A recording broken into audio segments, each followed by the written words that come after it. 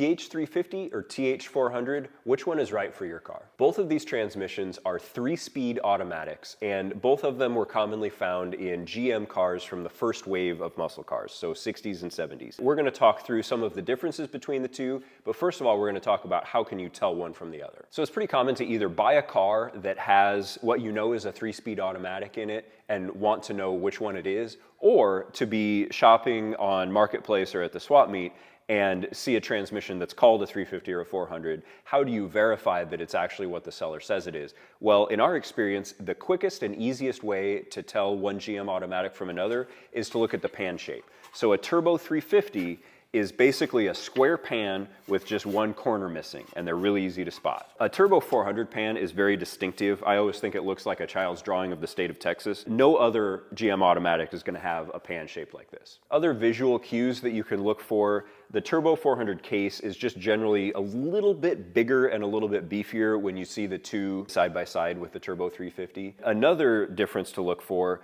a turbo 350 is going to have a cable kickdown on it, whereas turbo 400s have a unique electronic kickdown, and you can see the plug for that kickdown in the side just above the pan rail. Functionally, the real difference between these two has to do with power handling. Turbo 350 was typically found behind small blocks. It was a lighter duty application originally, whereas the Turbo 400 was found behind factory big blocks in trucks that were going to be towing. That's the real functional difference to be concerned about between the two, aside from gear ratio, is that everything in the Turbo 400 is a little bit bigger, a little bit stronger, a little bit heavier. So these two fully assembled and dry, a Turbo 400 is actually like 20 pounds heavier than a Turbo 350. What that translates to is extra strength, obviously, but also extra rotational mass. You can see the forums are full of debate about how much parasitic horsepower it'll actually rob and what the difference is between the two. Ultimately, there are so many variables that you can't say every time a Turbo 400 is going to cost you